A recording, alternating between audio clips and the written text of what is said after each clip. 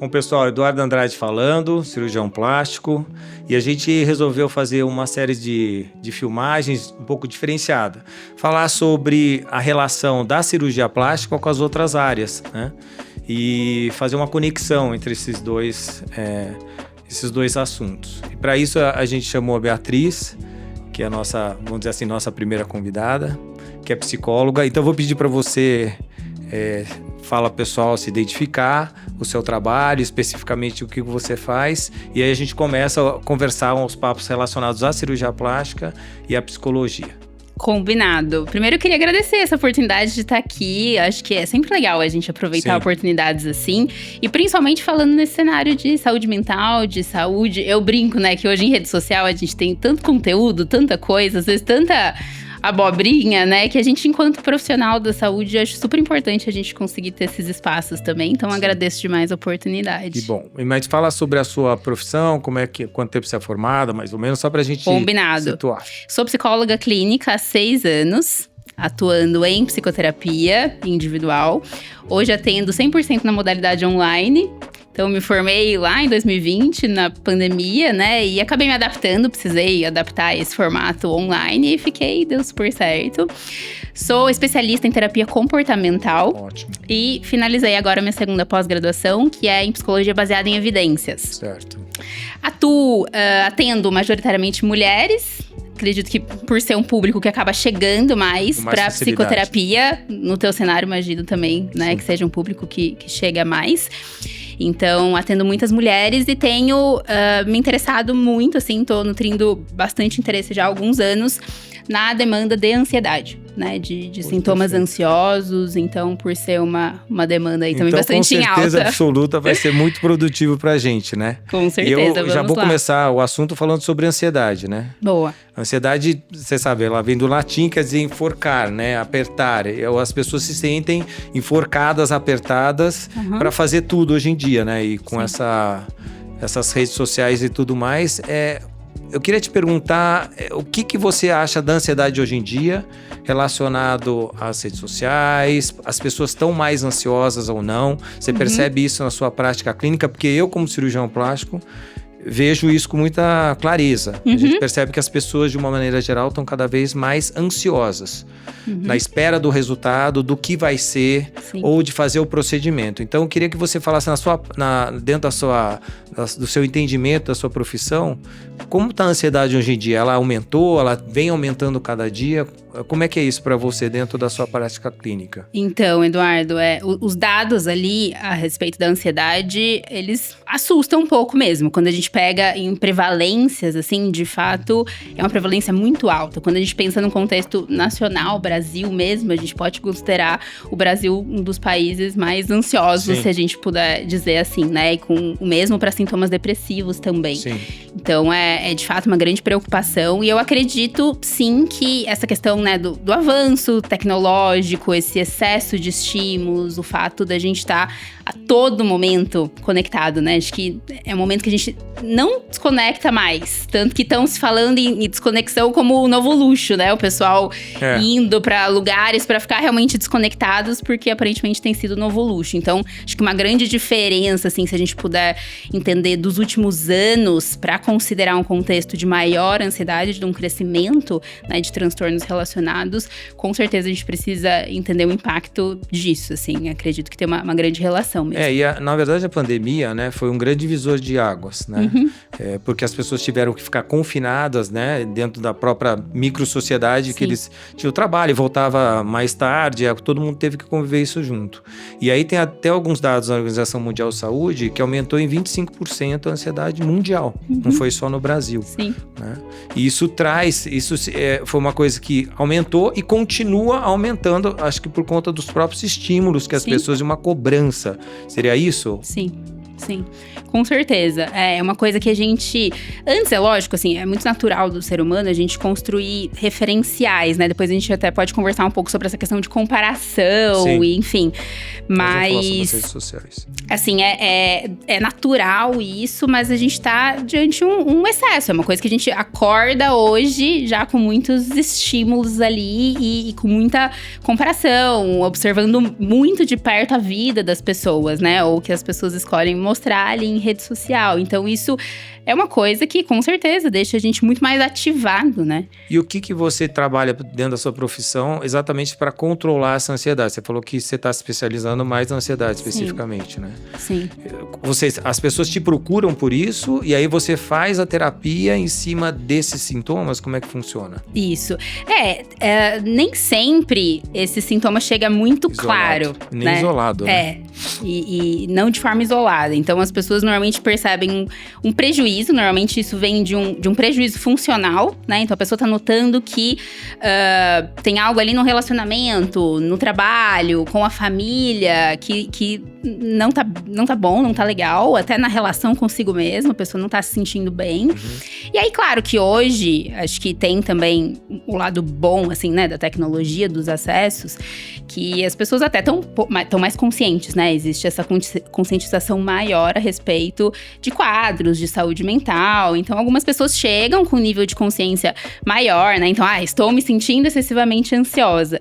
Mas nem sempre. Algumas pessoas trazem outras demandas e aí a gente vai entendendo, né? Vai analisando, vai conversando sobre isso e chega nesse ponto que com certeza tem uma correlação com esses sintomas ansiosos. Porque, por exemplo, na minha profissão, eu vejo que as pessoas têm essa ansiedade por conta do resultado, entre a expectativa e a realidade que eles vão ter, né? Sim, sim. E de não saber esperar. Eu vejo, hoje em dia, as pessoas querem, por exemplo, fazer um procedimento cirúrgico que tem uma certa complexidade e eles têm dificuldade de entender os diferentes passos até chegar. O que pode influenciar até um pouco no resultado. Sim, né? sim. Então, por exemplo, olha, eu posso operar, mas eu quero estar livre em tanto tempo.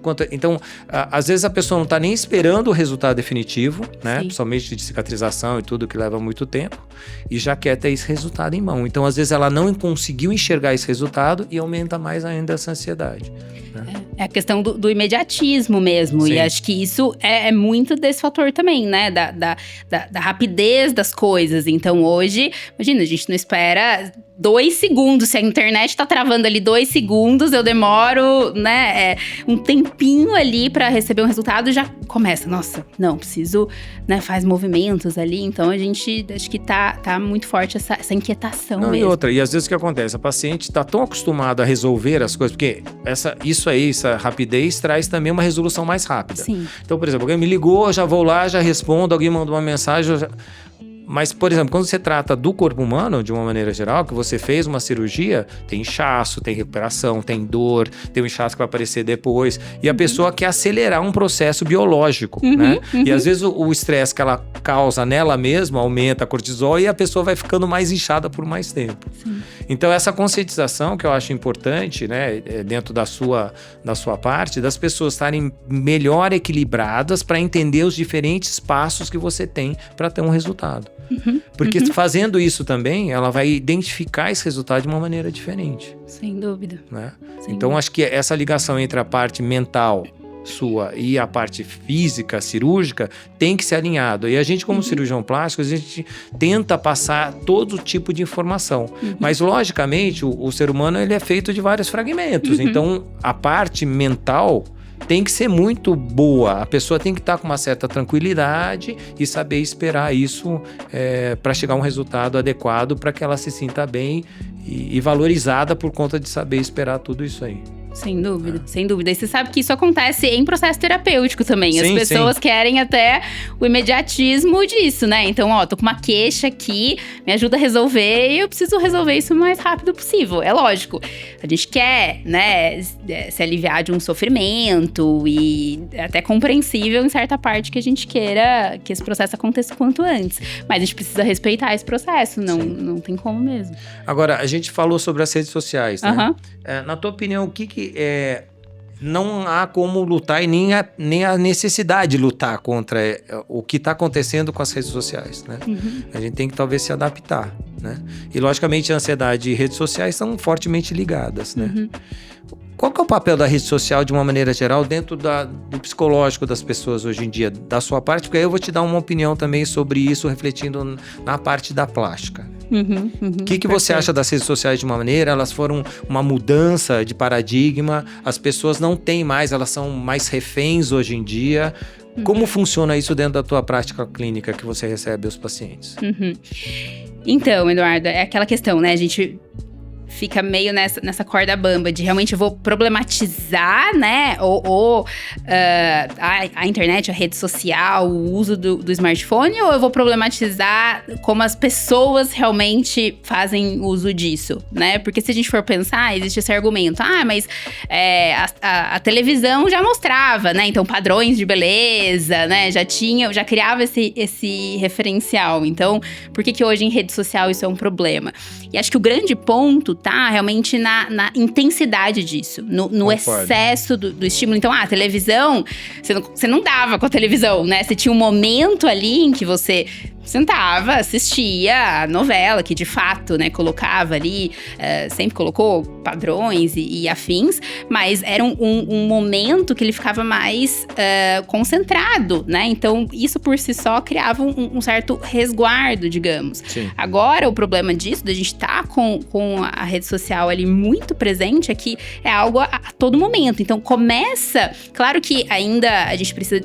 né, dos estudos em desenvolvimento que estão aí nos últimos anos. Então, tudo isso pra gente também é novo, né? Esse contato com a tecnologia e os prejuízos disso. Mas a gente já começa a perceber comportamentos de dependência mesmo. Com certeza absoluta. Né? E o Brasil é um dos países que mais usa a rede social. Sim. Então, porque eu faço uma comparação assim, não sei se você concorda comigo. A rede social, ela não é boa nem ruim, depende do quanto você utiliza dela, do quanto você depende dela. Sim. Só que, por exemplo, as pessoas, o que elas fazem nas redes sociais? Elas sempre mostram o melhor delas. Claro. Elas estão sentadas de uma maneira que é diferente, elas estão com filtro e elas estão com uma vida maravilhosa, a viagem é mais bacana, o vinho é o mais gostoso, a mulher é mais interessante, o cara é mais bacana, o carro é mais potente. Então, assim, aí... As pessoas, na maioria das vezes, sentem como se tivesse um palco onde as pessoas estão se apresentando e você está na plateia olhando. Por que eu não estou ali? Exato. Né? Então, isso cria uma insatisfação importante. Só quem está lá representando, entre aspas, é que está bem. Sim. Os outros que estão olhando não estão bem. Então, aí cria a bendita da comparação. Eu acho que o mundo está fragmentado hoje, nessa necessidade de você ser parecido com aquilo. Por que ele tem e eu não tenho? Exato. Você sente isso? Sim. Que as pessoas chegam com esse tipo de demanda? Sim. Lógico, ela não vai falar isso claramente, mas você vai observar com o passar da própria terapia que você faz. Sim, com certeza, percebo bastante. E isso faz com que a pessoa tenha dificuldade. Sim. Ela traz, eu falo assim, né, o filtro que as pessoas... Quem não usou um filtrinho de vez em quando para dar uma melhorada porque tava com uma olheira? Ok, isso até, na minha opinião, é até saudável. Só que o que acontece? O filtro, ele vai criar também uma imagem que você gostaria que fosse. E que muitas vezes você não vai ter isso. E não é real mesmo, né? E aí não você fica frustrado e aí às vezes você quer descontar isso de uma outra maneira. Sim. Então a gente, por exemplo, recebia antigamente pacientes que vinham com fotos de outras pessoas. E até hoje em dia ainda tem muito isso, né? Mas às vezes a pessoa quer aparecer o filtro que ela fez dela, que não tem nada a ver com a estrutura dela. E a gente tem uma certa dificuldade. Sim. Então, um dos pontos principais que eu acho que a gente tem que fazer é deixar o paciente com total clareza. Eu sempre falo para o paciente assim, vamos colocar o seu desejo com aquilo que eu posso fazer e alinhar os dois. Porque a insatisfação vem muito forte quando a expectativa que você tem dentro da rede social e tudo mais está muito longe da realidade que você vai atingir. Perfeito. E é importante que a pessoa, dentro da cabeça dela, saiba que vão ter limitações, que você pode ser feliz até certo ponto com aquilo que você tem, né? Porque as pessoas vão ficando cada vez mais insatisfeitas. Sim. Você sente isso na tua prática? Sim, demais. É o que você falou mesmo. A gente, enquanto, né, vivendo a nossa vida, é lógico que a gente vai ter contato com os nossos problemas, com as nossas dificuldades. E ali, em rede social, o que é exposto é muito selecionado, né? E aí a gente, claro, vai criando a comparação com o que a gente vê, de fato. E até essa necessidade de... Daí eu preciso mostrar para atender essas expectativas também que a gente acha que estão criando sobre a gente ali, né? Então eu também me pressiono para eu conseguir atender aquilo ali que está sendo, né, reforçado e presente naquele espaço. Não, e as pessoas acostumaram, por exemplo, às vezes acordar, nem, sei lá, não tomou um bom café, não tomou um bom banho, já tá ligando a rede social e assim, não é que é de todo ruim, porque acho que nunca a gente teve tanta informação com muita facilidade. Sim. E a gente pôde até... Isso ajuda a alimentar as ideias na nossa cabeça, de projetos, de tudo. Mas o grande problema é essa comparação. Sim. Né? Eu falo, que nem eu comecei falando aqui, uma baita oportunidade. A gente tá aqui hoje, querendo ou não, né? Levando conteúdo ali bacana pras pessoas por intermédio de rede social. Mas eu acho que é ter muito esse cuidado, que nem você falou. Acho que não é um caminho a gente negar isso ou né, querer se afastar completamente. Acho que já não tem como mesmo. É um caminho esse avanço tecnológico, mas é a gente conseguir fazer um uso mais saudável disso, né? E conseguir ir levantando justamente esses prejuízos. Porque entra isso que a gente falou. Algumas pessoas estão mais conscientes desse problema, outras nem tanto. Então, algumas pessoas talvez nem estejam percebendo, assim, o quanto isso pode estar influenciando, por exemplo, nessa questão de autoimagem, do teu bem-estar. Então, acho que o primeiro passo é realmente levantar uma consciência crítica, entender o quanto isso pode estar te influenciando, porque vai nos influenciar, mas acho que a gente entender qual é o poder que a gente tem sobre isso, né? Que controle que eu posso ter ali sobre esse uso. Então, os estudos mostram que, assim, um uso muito passivo, que é essa coisa do scroll, né, infinito, ficar só rodando ali passivamente, isso tá mais associado, né, com essas desregulações de humor, maior ansiedade. Agora, quando a pessoa faz um uso mais intencional, então vamos supor, a pessoa vai assistir lá um canal do YouTube, né, de um podcast, assistir alguma coisa com uma intenção melhor, ou às vezes, sei lá, eu brinco agora que eu tô na ofensiva do Duolingo. Então, assim, querendo ou não, é um uso ali, né, que é um processo ali de aprendizagem, é bacana. Então, acho que é o que você falou. Acho que a gente pode ter muitos ganhos ali, mas precisa ter esse cuidado de tentar o melhor uso possível. Agora, eu fico pensando, né? A primeira, não sei se eu tô certo, se não tiver, você me corrige. A primeira mudança que você consegue fazer é quando você identifica o teu problema.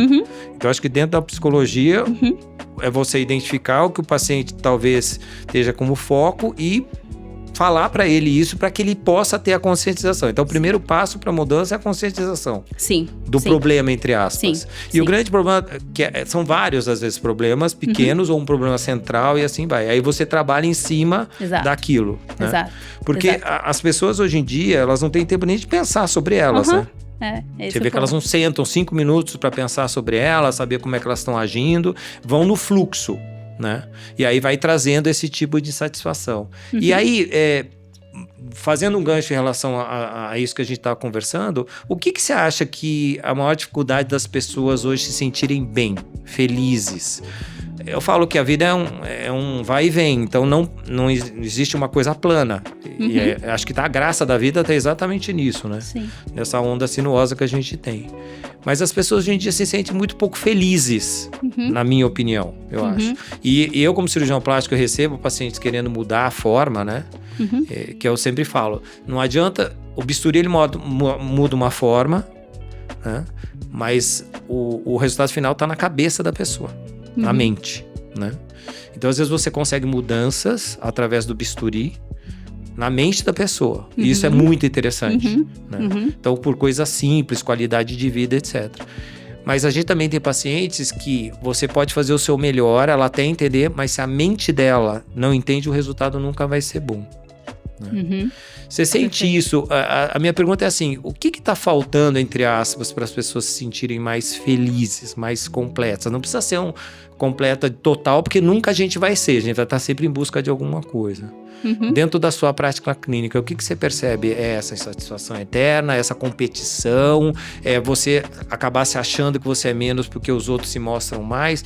O que você acha, o que você pensa em relação a isso na sua prática? Você usou uma palavra que eu gostei, eu ia puxar mais ou menos por esse caminho. Acho que essa coisa da eterna insatisfação e sempre achar que eu preciso chegar em exato lugar pra daí eu viver como eu gostaria. Daí eu vou ser feliz quando?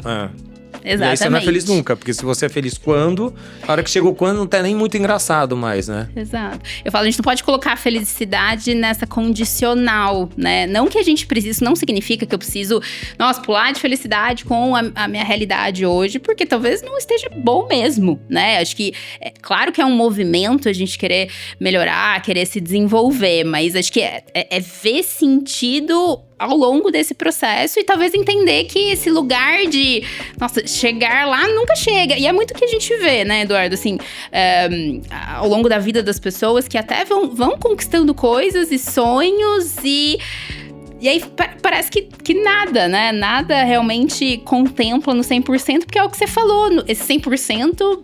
Não, a impressão que ficam mais preocupados em chegar em determinado lugar sem aproveitar o meio do caminho. Né?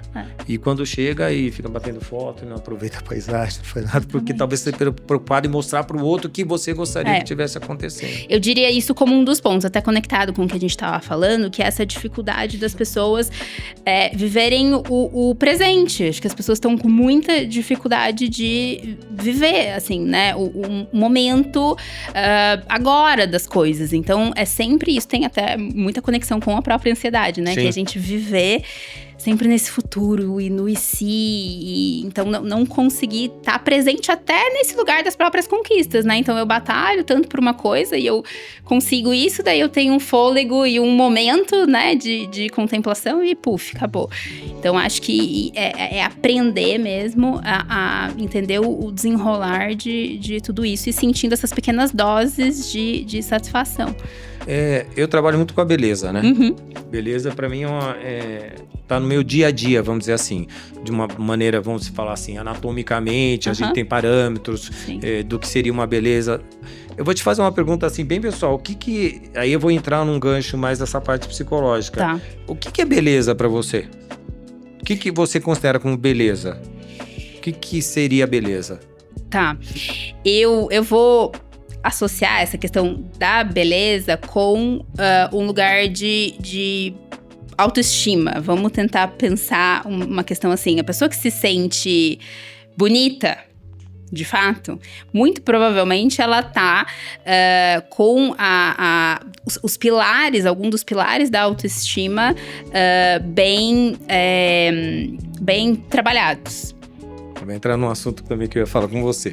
Exatamente então isso. Vamos pensar. Eu gosto de falar da autoestima, assim, numa divisão meio categórica, mas que ajuda a gente a visualizar. Então, autoestima como se fosse dividida em 4 pilares, né?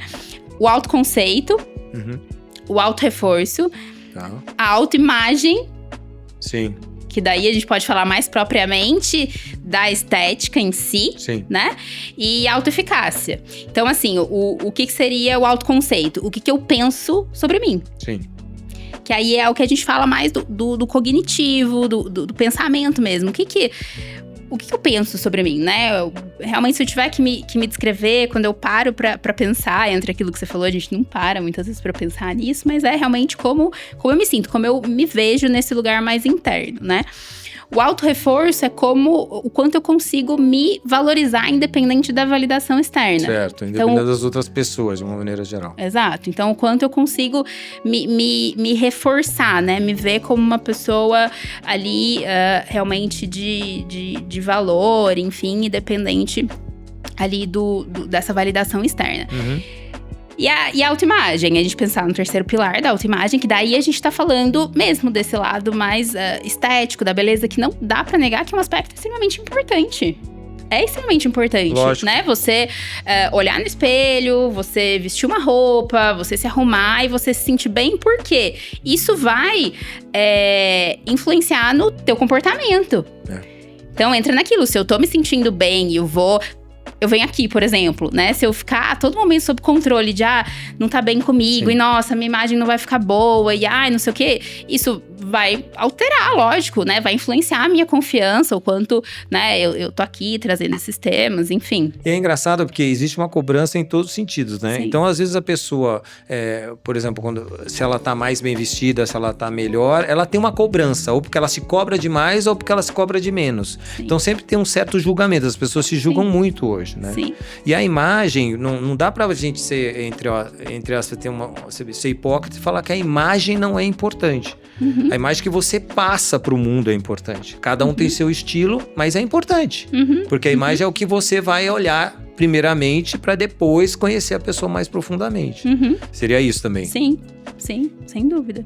E aí, quando você fala, né, voltando nessa pergunta do que significa a beleza em si, eu acho que é muita a união disso, né, de todos esses pilares, porque acho que quando isso... Também a gente não vai pensar que existe um 100%, uma pessoa que tá 100% bem com todos esses pilares. De novo, entra naquilo de ser sempre uma construção. Mas eu acho que a pessoa se sente bem, realmente, com ela ali, ou até, mesmo visto de fora, né, Eduardo, assim... É muito interessante quando às vezes a gente vê uma pessoa e a gente acha a pessoa bonita, atraente. Isso não necessariamente significa a estética dela. Exatamente. Mas talvez seja a pessoa ali que é uma pessoa que sorri, uma pessoa que se comunica bem, uma pessoa que é querida, que faz questão, né? Então, acho que é a junção de tudo isso, né? Acho que um dos pilares, com certeza, esse pilar da imagem, mas muito do que isso ocasiona, né? Então, que isso modifica ali na segurança da pessoa, no posicionamento e nessa exposição. Eu acho que você explicou muito bem explicado, porque na verdade o que acontece? Beleza não é uma coisa estática. E é uma das palavras mais difíceis de você definir. Né? Mas é uma busca incessante das pessoas. É muito engraçado isso, porque às vezes elas ficam focadas em determinadas alterações anatômicas, mas por quê? Porque na verdade aquilo tem uma história por trás. Então, por exemplo, às vezes uma pessoa não gosta do nariz porque o nariz é muito grande, né? Ela não está preocupada só pela parte anatômica, é porque de repente aquele nariz, ela recebeu bullying ou ela teve uma orelha abanada. Não é a orelha em si, não é o nariz em si, né? É a diferença do olhar e enxergar, né? Aquilo que você vê, aquilo que você olha no espelho é estático e não tem como mentir. O espelho não mente porque ele só reflete uma imagem. Agora, a maneira pelo qual você enxerga isso e tem uma história por trás é a que faz toda a diferença. E isso explica muito, se a gente for pensar, o porquê pessoas que são vistas, né, num padrão social ali como extremamente bonitas, maravilhosas e, né, a perfeição ali, digamos, estética, não necessariamente se sentem assim. Se a gente for ver entrevistas, né, com modelos, né, Bruna Marquezine e essas mulheres que de fora a gente, né, fala, uau, você vê que a história delas, né, com isso, com a autoestima, com a beleza, não tem nada a ver com aquilo que de repente você está comprando, né? E é engraçado que a própria sociedade não dá direito dessas pessoas. Sim. Então, por exemplo, uma Gisele Bündchen, como assim ela tá triste? Como assim ela se acha não tão bonita? Cada um tem sua história, né? Mas a venda dessa imagem, né, que vende mais fácil, é que faz esse tipo de cobrança. Então essas pessoas também não podem ser infelizes, elas têm que ser felizes ao mesmo tempo. Mas às vezes você se torna infeliz porque você não é ela. É muito engraçado isso, né? Sim. E aí, por isso essa ligação tão importante que você tem com a parte psicológica, né? E dessa busca da beleza, dessa coisa que é muitas vezes inalcançável, né? Então isso faz um diferencial, assim, na vida da pessoa. Você trabalha com alguém que, por exemplo, você trabalha com pessoas que fizeram cirurgias de uma maneira geral, né? Qual a sua opinião sobre a cirurgia de hoje em dia? De fazer uma plástica? Você acha que as pessoas devem ser incentivadas? Até que ponto? Porque eu tenho uma opinião em relação a isso. E eu recebo pacientes, às vezes, que não estão preparados para fazer uma cirurgia. Às vezes eu recebo pacientes que estão tendo cobranças externas e às vezes nem tem idade para isso, principalmente os jovens, adolescentes. Né? E, logicamente, quando tem uma baixa da autoestima ou da qualidade de vida, você pode levar isso em consideração e fazer alguns procedimentos até um pouco mais antes do que poderia ser feito, vamos dizer assim. Né? Você enxerga isso como uma ferramenta importante? Não? O que teria que ter como cuidado antes de fazer uma cirurgia plástica? Porque, às vezes, a melhor época de você fazer uma cirurgia plástica é aquela que você está sentindo bem. Exato. Não é que você não tem determinado, entre aspas, alteração ou defeito. Você tem, mas aquilo representa uma parcela da tua vida. Porque senão fica com uma troca. Ah, eu vou fazer isso, então meu marido vai gostar de mim mais. Eu vou fazer aquilo, então as minhas amigas vão achar que eu sou uma pessoa mais legal. Como é que você trabalha isso na sua clínica? Existe esse tipo de demanda, não? Sim, eu acho que você respondeu perfeitamente. Acho que a gente tá bem alinhado nessa opinião. Acho que depende muito da função daquilo para essa pessoa. Sim. Então, é o que você falou, assim, se for uma função de, nossa, eu não tô bem, e aí pensa naqueles outros 3 pilares que eu falei, né? Autoconceito, autorreforço, autoeficácia. Então, não me sinto bem, não me sinto capaz, eu não tô bem na minha vida. E aí, eu vou recorrer a um procedimento para eu ficar bem. Não vai atender a essa necessidade, porque esse problema, ele tá em outros lugares. Agora, quando a pessoa reconhece que, nossa, não, é ali uma questão realmente com uma parte do meu corpo, é uma questão ali que é um fator de insegurança, talvez porque sim, no passado houve alguma história, ou simplesmente não, né? A gente tem, lógico, o direito de não gostar de alguma coisa e entra no que a gente falou, a gente não vai negar que existe um padrão, né? Um padrão social ali que a gente quer minimamente estar adequado àquilo. Estar adequado àquilo, não vejo isso como um problema, no sentido de que isso sempre vai existir. Porque a gente vive em sociedade, a gente vai criar parâmetros. Isso é um fator que acho que entra até mais nesse estudo mesmo social da coisa. Isso é cultura. Na verdade, os estudos eles mostram o seguinte, especificamente em relação à cirurgia plástica. Quando você tem pacientes que estão, entre aspas, preparados e utilizam da cirurgia plástica, eu sempre falo isso, como uma forma de você melhorar a sua autoimagem, autoestima e se valorizar mais, né?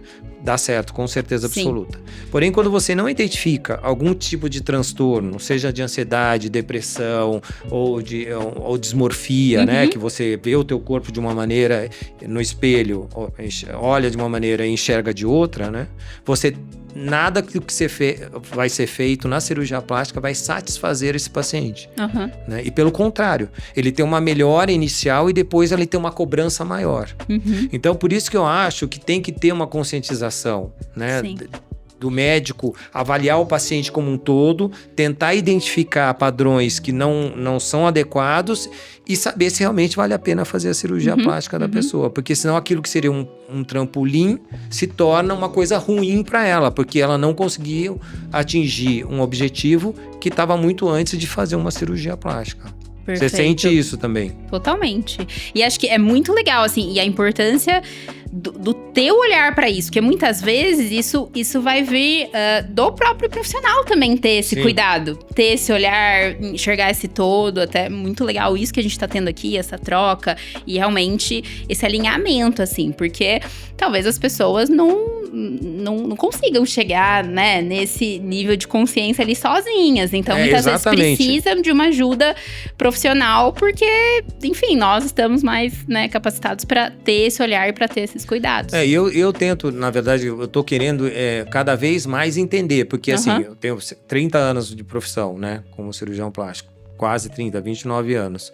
E aí eu percebi exatamente esse movimento. As pessoas que mais ficam satisfeitas, às vezes o resultado pra gente não foi tão bom. A gente olha como profissional e fala, nossa, até poderia ficar um pouco... Mas a pessoa tá tão feliz, tão realizada, porque ela conseguiu colocar uma calça com um cinto, ela conseguiu comprar um vestido que pra ela olhava ali, falava, não vai ficar bom. Então, eu falo assim, a gente mexe no corpo e toca na alma. Isso é o melhor que a gente pode ter como dentro da cirurgia plástica. Mas o contrário também é muito complicado. Você dá o seu melhor, tem um resultado extremamente positivo e a pessoa não consegue enxergar isso. Porque, na verdade, já existia uma história por trás daquilo, né? Que tem que ser trabalhada através de uma terapia e assim vai, né? E hoje a gente também tem muitos pacientes usando muito medicação, né? Eu falo que a pessoa toma para dormir, para acordar, para estar feliz, para ter desejo. Então, isso também acaba confundindo um pouco mais o ponto que ela tem que chegar. Totalmente. Sim, concordo. E é um terreno um pouco assim, arenoso no sentido de você fazer com que a paciente entenda que existe uma coisa muito mais importante a ser resolvida do que você simplesmente fazer um procedimento cirúrgico. Uhum. Né? Que não vai trazer entre aspas, uma felicidade que vai durar. Uhum. Né? Porque existe essa cobrança da rede social, da beleza, de ser o melhor, de estar sempre bem. E assim, não sei se você concorda comigo, eu vejo que hoje em dia as pessoas têm que estar bem o tempo todo. Sim. Existe uma cobrança para você estar bem. Uhum. Se você tá de bode um dia, tá triste, você não tem muito direito a isso, né? E parece que essa cobrança existe cada vez mais. Concorda comigo ou não? Concordo totalmente. E até retomando um pouco o ponto da ansiedade, isso também é uma cobrança, assim, eu não posso me sentir ansioso. Isso também não é uma verdade, assim. Aí você fica mais ansioso porque você não pode ser ansioso. Se a gente fala muito, né, ansiedade, mas se a gente for ver a ansiedade enquanto emoção, é completamente natural, assim como outra emoção, tristeza, alegria, luto, raiva, enfim. Então, a ansiedade em si não existe, assim, a pessoa chega pra mim, meu objetivo aqui com a terapia é não me sentir mais ansiosa. Eu já alinho as expectativas, eu falo, olha, isso não vai acontecer nunca. Porque enquanto você for ser humano, você vai despertar essa emoção. A dose de ansiedade, né? Exatamente. Porque ela vai continuar existindo e tem que, até como mecanismo de defesa, né? Exato. Não é ruim. Não. A questão é essa, é realmente o excesso disso. Mas as pessoas estão indo mesmo por uma lógica de que, existe muito esse excesso e aí elas querem o caminho extremamente oposto, que então é não sentir. Negar. Então, não quero sentir tristeza, eu não quero sentir ansiedade. Tá, mas você vai sentir, assim como não dá pra você buscar ser feliz o tempo todo. A felicidade também é uma emoção que ela vai estar, né, em doses, em recortes da vida. Então, eu concordo. A pessoa vive nesse looping, né, do dia a dia e não para sentir. Exato. Né? Sentir, tô triste, tô feliz, tô eufórico. Não, passou por você e você não ressignificou, significou aquele sentimento. Se você pudesse dar um conselho para alguém que não tá bem consigo mesmo, feliz, o que você falaria, assim, um manualzinho muito, muito tranquilo, muito rápido? O que você aconselharia até a pessoa para que ela se sentisse bem, feliz? Não, a gente já sabe que é um movimento de vai e volta, mas as pessoas hoje em dia estão muito satisfeitas, eu acho, de uma maneira geral, né? Uhum. Eu vejo isso no meu trabalho. Sim. A gente fica satisfeita, mas o que você aconselharia dentro daquilo que você trabalha para a pessoa sentir mais todas as coisas que passam, frear mais? O que você falaria para as pessoas? Acho que a gente teria que partir de um lugar realmente, assim, de autoconhecimento mesmo, de entender. Eu falaria para as pessoas explorarem bem isso mesmo, né? Para entender o que vai me deixar mais feliz, né? O que eu não estou realmente insatisfeita hoje, porque a gente não acaba entrando em contato com isso. A gente percebe que, não tô bem, quero me sentir melhor, mas por que eu não tô bem? Eu quero me sentir melhor como? O que isso significa para mim?